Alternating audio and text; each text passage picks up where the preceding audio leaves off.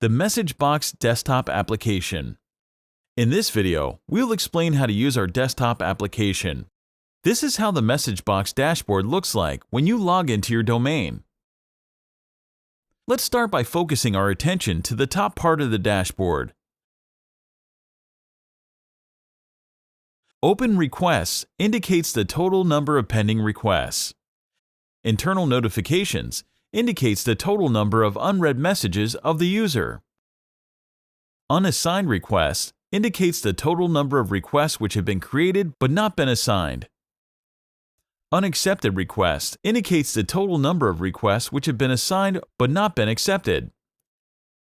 Escalations indicates the total number of requests which are now overdue. The next part of the dashboard is the Contacts section. This lists all the users in your hotel. The online-offline indicator will be green if online and gray if offline. Clicking on the location marker shows the last known location of a support staff or a runner. The different tabs on the dashboard. The first tab is the Open tab, which lists all the pending requests in the application. This matches with the total number of open requests shown at the top of the dashboard. The second tab is the Scheduled tab, which lists all the scheduled requests in the application. You can also see all of your scheduled requests in a calendar view.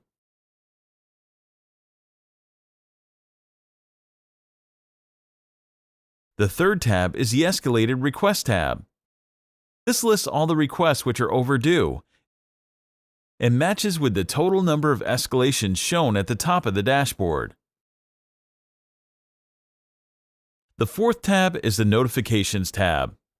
This lists all the users' unread messages of the following types: one-to-one chats, group chats, request-based chats, and broadcast messages. This matches with the total number of notifications shown at the top of the dashboard. Click on Clear All to clear all your notifications. The fifth tab is the Closed Request tab. This lists all the requests which have been closed today. The last one, and one of the most important elements of the dashboard, is the Request window. Let me first explain how to create a request through the Request window. It is important to first understand the source of the request.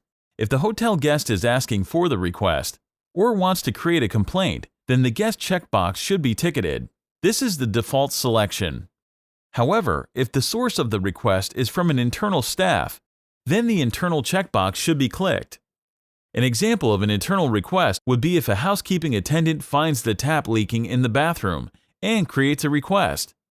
A request can now be created with three basic inputs: the room number or the service area of the request being created. The second thing that the user has to input is the category of the request. If it is a guest request, the user has to choose a guest category. If it's a guest complaint, the user has to choose a complaint category. And if it's an internal request, the user has to choose an internal category. Based on the category, the last thing the user has to choose is the type of service or complaint. Each complaint and request type is assigned a time in the application by which the job needs to be completed. Optionally, the user can change the priority or enter additional details relating to the request. Click on Save and the request is created. Using the same request window, you can also create a scheduled request. The user has to follow the same steps of request creation, with one more additional input of the future time and date when the request will fall due.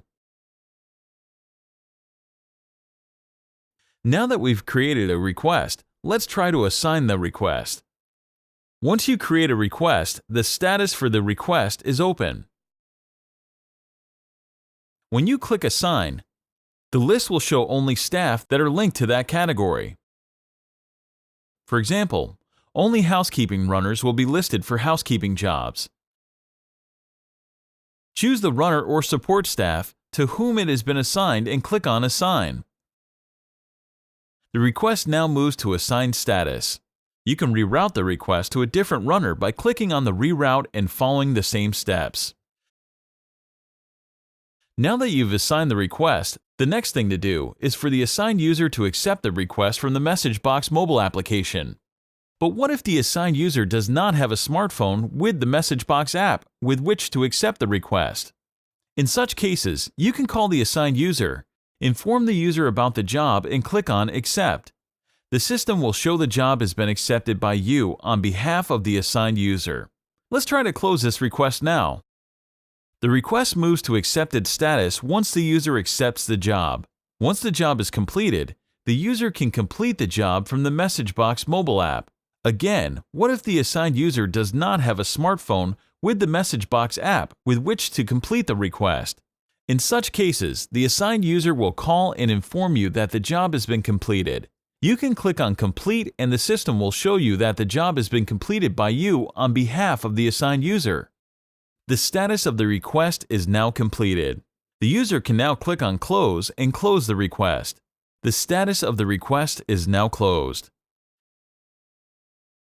MessageBox brings in team-level collaboration by allowing the assigned user, supervisors, and the guest center staff to communicate on each request using the request chat window. This allows everyone to know on a real-time basis what's happening on that request. You can update the details of any request by clicking on Update on any request which is on Open or Accepted status. There are two ways you can reset any request.